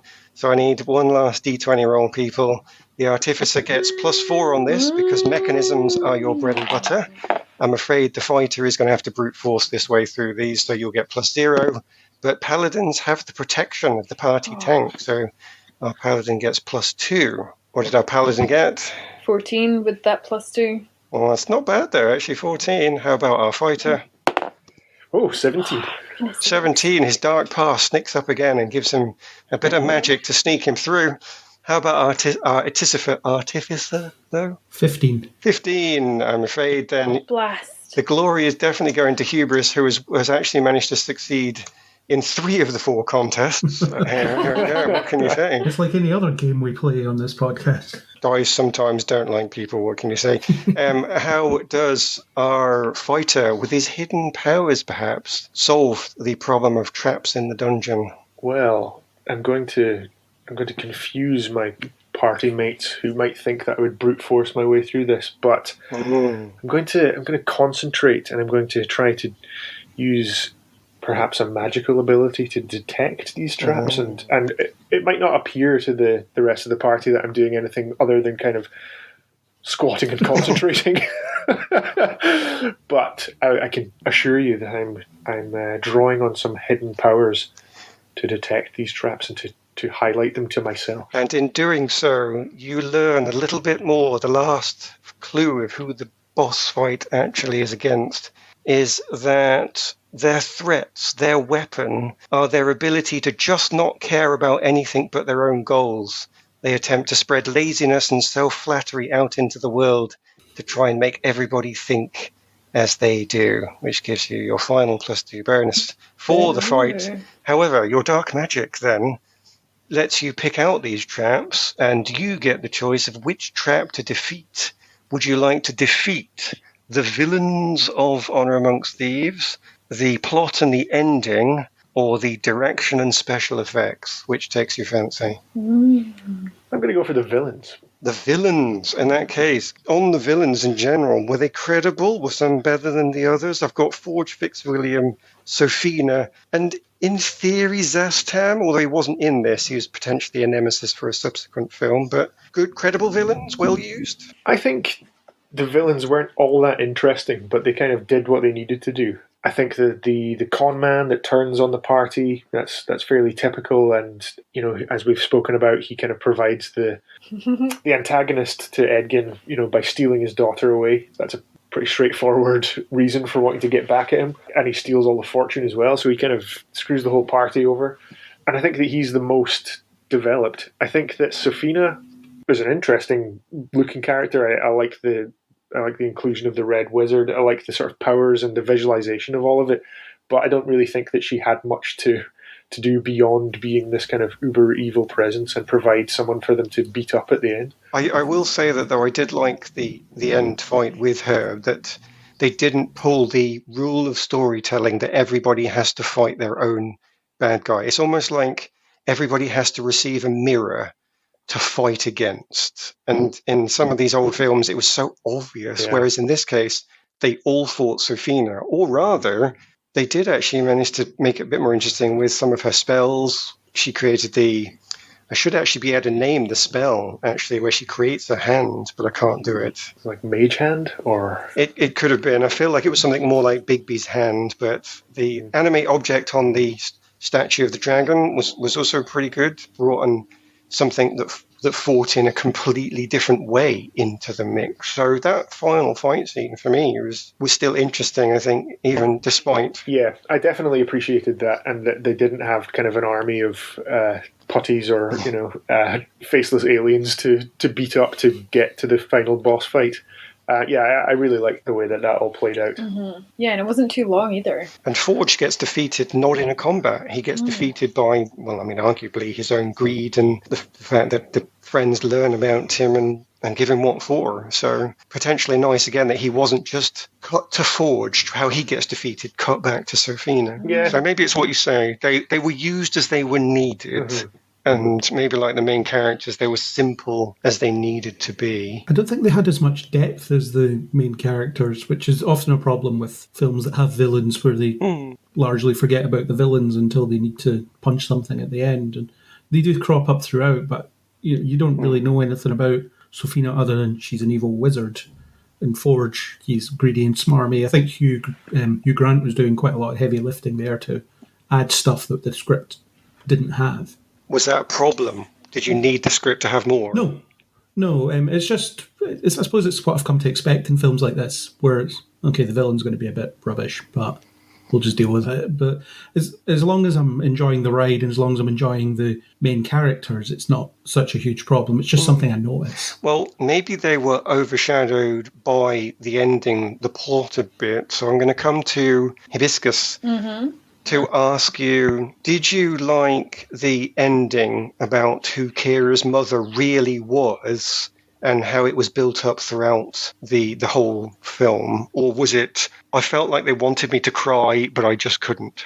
I may have welled up a tiny little amount. Oh, that's nice. Because it does pull on the heartstrings. I think it's that thing of recognising and understanding what family can be and what family means. So I think I could see it from a long ways away, how it was going to play out. I knew that it was going to be used on one of the party to bring them back, and I wasn't sure it was going to be Holga. But I thought it was really beautifully done, actually, and I think that sort of little flashback, it could have gotten to a point where it was really annoying, but they did it where they didn't linger enough in there, that it became sort of a bit too mushy. It was just like enough of a little echo back. And I think, they had moments where they could have brought back Kira's birth mother, but it was that whole thing of, well, it's been a long time and you're going to disrupt her from whatever life she's in now. Yeah. Thinking about that. And I thought that's quite a nice way to sort of think about it and to hold on to what you have right beside you. I don't know, I thought it was really beautifully done. Yeah, they messaged that throughout the film. There's the dragonfly motif throughout the whole film that you see with Kira's birth mother at the start. Then it carries on as you see Zenk mention what you said. She talked about, she's got another afterlife, constant flashbacks. And then the real big one where in the flashback her birth mother says, don't try and trap that dragonfly, just let it go. So they're really, when you look through it, and say I watched this 3 times, so I was definitely watching there on my notepad. I remember they really layer it in so that when you get to the end, you have to let the mother go, because they've just said pretty much throughout. And I didn't find it too heavy. Do you agree then? You didn't find it too heavy? Not too heavy, and I'm glad that they didn't sort of really... Because they had it enough, like present enough through the film that you were aware of it. I think Gus and I did talk about this, where I don't think they needed the last flashback of the mother by the window, and we were glad that she didn't speak, because it was kind of like, we've already heard it, and it was that whole thing of if she says it again and it's just playing that exact same part back, but it kind of progressed a little bit and it just let you fill in the blanks yourself, and take you to that place. Yeah, I thought they did it quite well. Yeah, I think that even if it was a bit telegraphed, you say, you knew that this was kind of where it was heading. I still think it was done effectively, and as you've said, Aaron, it was kind of sprinkled throughout, and it was done in a nice way that I also think it was getting a bit dusty in the back of the cinema. Yeah, because it was just like a nice sort of, and I think the main bit that had me sort of thinking and feeling a little bit emotional was when they just had the playback of how Holga, I feel emotional, how Holga was really involved in raising her. Well, she was her real mother. She was Kira's actual mother. That's the reveal. Yeah, and that was really nice, and I thought they did that really, really well.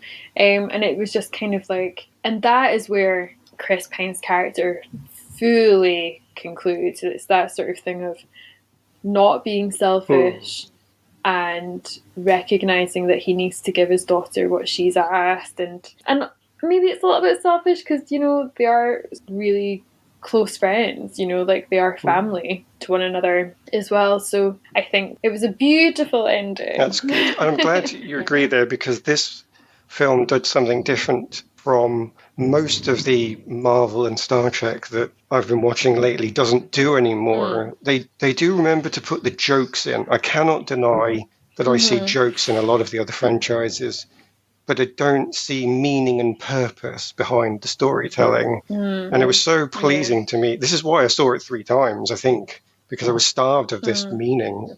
So happy to go in and see somebody telling a story with that heart to it. Yeah, absolutely. And I think throughout the film, And I am going to go and see it again, I think, if I can. It felt like, it's like a Disney film. It feels like a real nostalgic Disney film. It has those very recognisable villains, the very recognisable party of questers, and they're sort of, like we've sort of said, like basic quests, I suppose. But that journey that they go on, I don't know, I was thinking of Aladdin, I was thinking of Snow White, I've been thinking of, I was just thinking about Lion King, like how Forge's character at the end, it's kind of like Scar being devoured by the hyenas at the end of The Lion King, you know, when he sort of handed back. And it felt like a lot of the storytelling, imagery and narratives have come from a lot of these other fairy tales or stories that a lot of us that are going to see it are really familiar with. And I don't know, I feel like the more I think about that, the more I'm like, it's so understandable why it was enjoyable,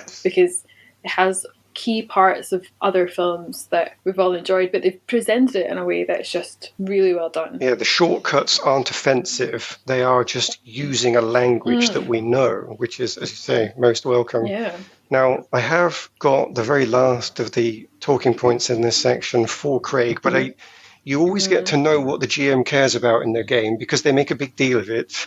And so I'm specifically making a big deal of this in a way that I've not done before. I needed to ask all three people about the ending. So, Craig, I do need to ask you about the ending as well. You need to comment on it for me.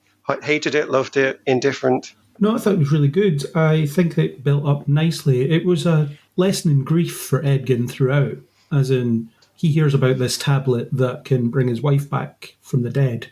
So he obsesses about that. He's in denial about the fact that he's lost her and thinks that all of his problems will be solved if they can get her back. And then, how long is it he's in prison? It's like 2 years, isn't it? Mm-hmm. So that's a long time. And his daughter was a baby when the mother died. So it's pretty clear from early on that the daughter will have no or limited memory of her mother. So you get to this point where throughout the film, different people keep telling him that this quest isn't what you think it is. Zenk tells him about your wife's in another afterlife, don't rob her of that, etc., etc. And then it gets to the point where he has to make the choice when Holga dies and comes to the realization of, as has been said, she is the daughter's real mother and needs to be brought back for that reason. And they establish early on that they became like brother and sister. So for him, it's him getting his sister back as well. And it's a much more recent loss. So it's not that so much time has passed that then you have to readjust, because you can imagine what that dynamic would have been had the mother been brought back. The daughter might be thinking, I don't know this person, what is going on here? And so I think it's a really meaningful, really heartwarming ending. Well, I'm really pleased to hear that go down with complete agreement. But I did advertise that I have one final trap, and I'm afraid we've already discussed quite a lot of this trap, so I'll have to leave it open to you, Craig, to add some stuff in if you want, which is the direction, the style of the film, the special effects, the humour. We've covered quite a lot of that already. Is there anything about that part of the film that you think we've missed that we should bring in? One of my notes is about visual storytelling, about how it uses the environment to tell you more about what's going on here. For example, you've got I don't know what the political term is, they use it in the film, pudgy dragon. And you wonder, why is this dragon so pudgy? And then you see all the skeletons surrounding where the dragons hold up. And you think, okay, ate all these people. That's why, the cause and effect type thing of it. And there was a few examples of that where just little bits of the environment were telling you about the world. There was the ostrich cows or whatever. I don't know what they're called, but... Axe speaks. Yeah.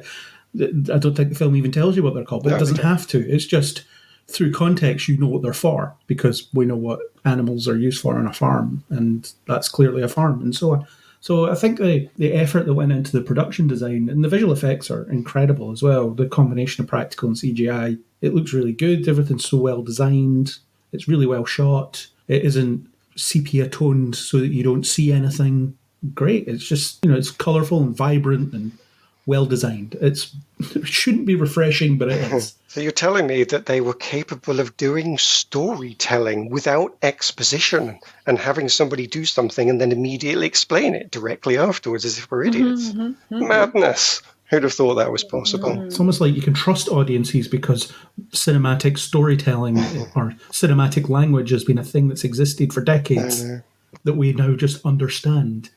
Well, it's a good little point then to get on to my final boss fight as you talk about the great evils of failure to use storytelling and so on, because you have successfully navigated through my dungeon. Woohoo! You have overcome the boss's traps, you have looted the boss's treasure, and you have gotten a few clues at each stage as to who the boss might be. But before we open the door to this final boss for you to defeat, I do have to ask if anybody thinks they know what is behind this door. Who is my big bad? Craig, I think you might know, but I'll ask the others. Do either of the others know before I give it to Craig? I have no idea. That's fine, Craig. I'm pretty sure Craig knows. It's fine. I just didn't want to steal your thunder. I think we just give it to Craig. Who's behind the door, Craig?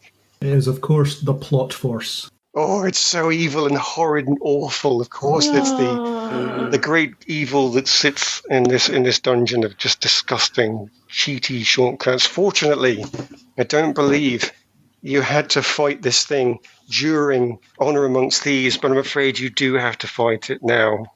It is the most dastard, the most heinous, the most destructing of all storytelling villains, and I'm going to ask each of you to inflict a blow upon it. However, Craig, because you knew what was coming, as you wade into the room, you get an automatic success. Can you tell me, please, what damage do you do to the evil plot force that brings it low in some way?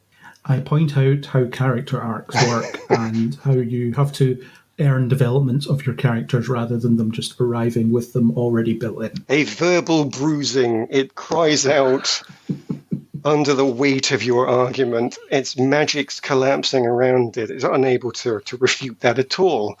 Unfortunately, I'm afraid the other two are going to have to roll their d20s, though, for this. Hubris, you get +6 to your roll, plus your existing +4 for your skills. So you're at a d20 +10.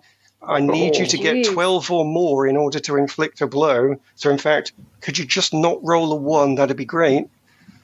Okay, here we go.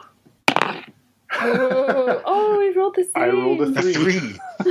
I mean, it's not the most convincing of blows, perhaps, but the point is it lands. So can you tell me, what do you do to bring the plot force low? I would like to hit the plot force with a tripping blow with my sword. Sometimes the best solution is just to get to it and do what needs to be done. A straightforward slice that cleaves away any form of ability that this thing has left. It's still standing, but I'm afraid we need hibiscus to finish it off. So you don't have your bonuses because I'm afraid everybody else took them, but you get your +4. No. And if your friend Craig the Artificer would like to help you, he could lend you his bonus that he didn't use. Oh, what? Yeah, because I rolled a 3. Take it, yes. I'll take all of it because we're a party. Take it, he says. So you get +6 for Craig and +4 for yourself and +6 for Craig. So you're also on +10.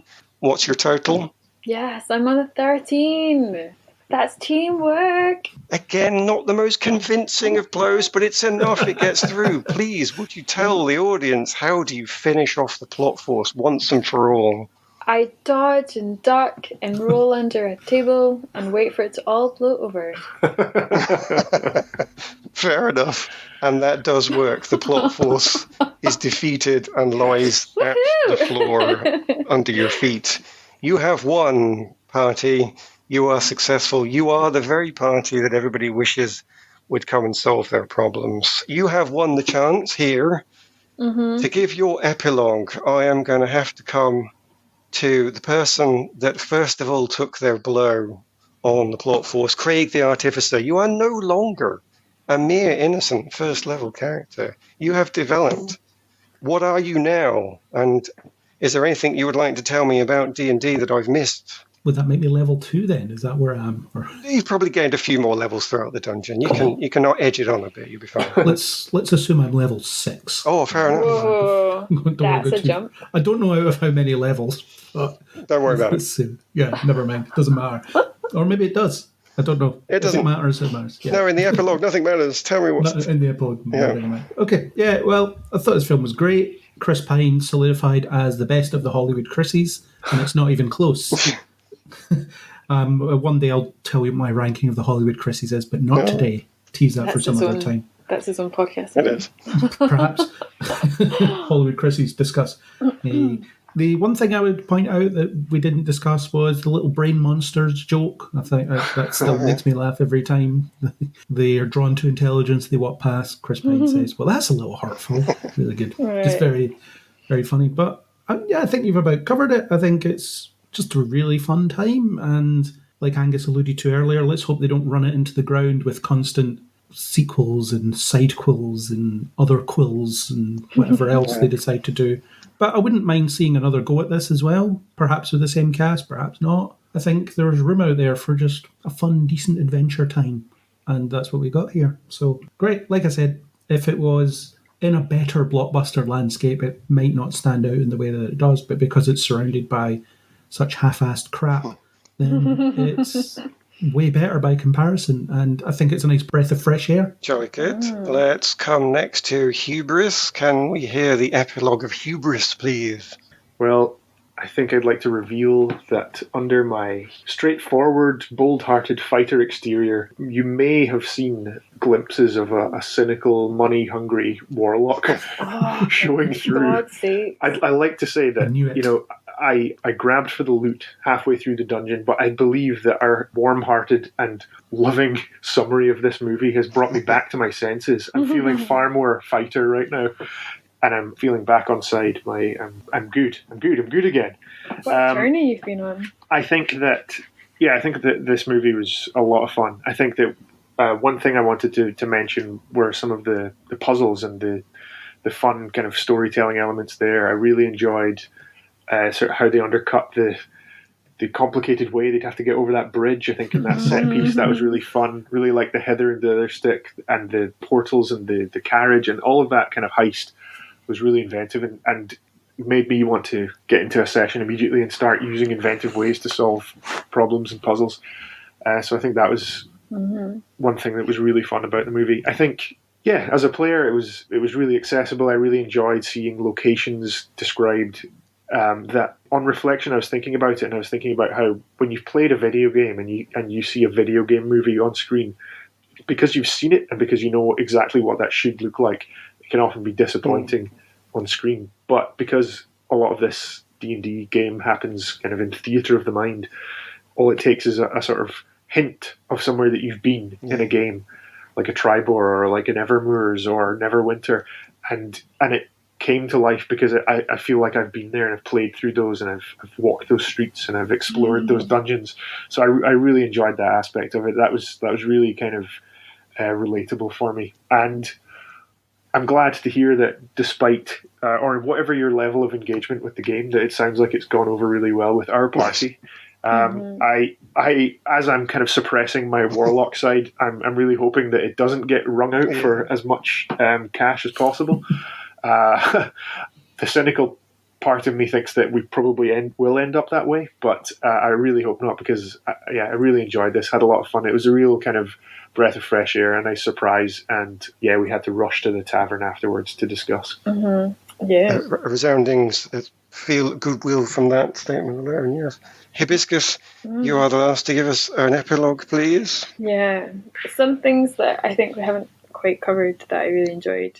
I really enjoyed just how quickly they moved from quest to quest. It felt so enjoyable and fun. I think a lot of these films tend to dwell in certain places or just be overly long where you don't care anymore, but it felt very much like this sort of gameplay where you quest, you go somewhere, you get the job done, and then you continue on and you quest again. And it made me think about when we played Gloomhaven. It's very much like you go, you get something, and then you have to go and do the next part on your journey to sort of keep that quest. So I really enjoyed that, and it wasn't really talked about by Craig in the sort of aesthetics or design element, but things that I really enjoyed throughout the film were the broad landscapes where you'd have like a big mountain scene in the background, and it wasn't hyper realistic. It felt kind of like illustrative, and it kind of made me feel like I was just part of this incredible fantasy, but in a way that didn't feel cheap or cheesy. And I think I'd go back just to watch the sort of that sort of illustrative quality of the landscapes alone. Yeah, they shot on location. How about that?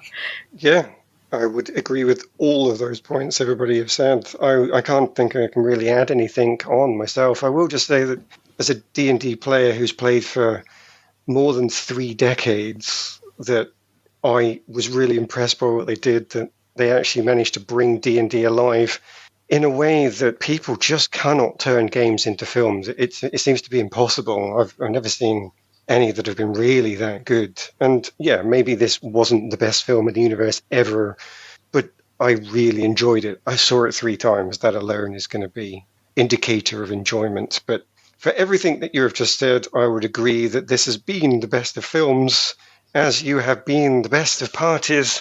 And it leaves me only to say, ladies and gentlemen, boys and girls, thank you for accompanying our brave party on their adventure through Dungeons & Dragons Honor Among Thieves. Truly they have battled and defeated the evils that ruin our film's enjoyment. Verily they have found those treasured characters and moments that will warm our hearts. But of course we should give thanks to the people and equipment that they have needed along the way to help them, which is the Iron Cross for the music that you'll be hearing on this podcast. And I will say that if you enjoyed our tale, then please consider subscribing to those bards that pass on our tales, be they Apple Podcasts, Spotify, or however else might be singing our praises. You might also consider letting the barkeep know that booking us was a good idea by giving us a rating or comment, or even talking us direct by searching for Kneel Before Blog on Facebook, Twitter, or even kneelbeforeblog.co.uk, or perhaps simply by joining us for another tale next time on Kneel Before Pod. With that, I wish you good morning, good afternoon, good evening, good night, and of course, good adventuring.